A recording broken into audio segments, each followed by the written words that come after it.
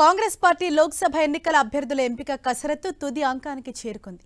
ఈ ప్రక్రియలో కీలకమైన కాంగ్రెస్ కేంద్ర ఎన్నికల కమిటీ సమావేశం ఇవాళ ఢిల్లీలో జరగనుంది. ఏఐసీసీ అధ్యక్షుడు మల్లికార్జున ఖర్గే అధ్యక్షతన పార్టీ ప్రధాన కార్యాలయంలో జరిగే ఈ భేటీలో తెలంగాణ నుంచి మంత్రి ఉత్తమ్ కుమార్ రెడ్డితో పాటు CM Revanth Reddy, deputy CM Mallu Bhatti Vikramarka పాల్గొననున్నారు.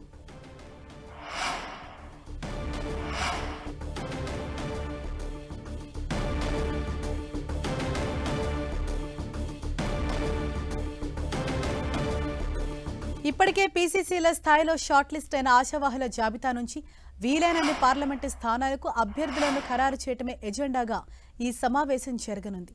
భేటీ అనంతరం దేశవ్యాప్తంగా 100 మందికి పైగా అభ్యర్థులతో జాబితా విడుదల చేసే అవకాశం ఉంది.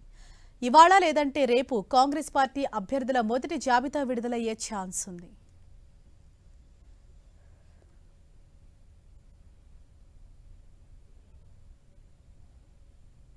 ఇక ఏకాభిప్రాయం సాధ్యమైతే తెలంగాణలోనే దాదాపు అన్ని స్థానాలకు ఒకేసారి అభ్యర్థులను ప్రకటించే అవకాశం కూడా లేకపోలేదు.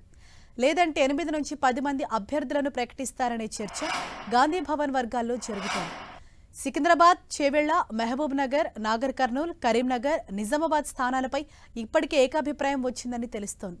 మిగిలిన స్థానాలపై కూడా సీఈసీ సమావేశంలో చర్చించిన అనంతరం పలు ప్రాతిపదికల ఆధారంగా అభ్యర్థులను నిర్ణయించనున్నారు.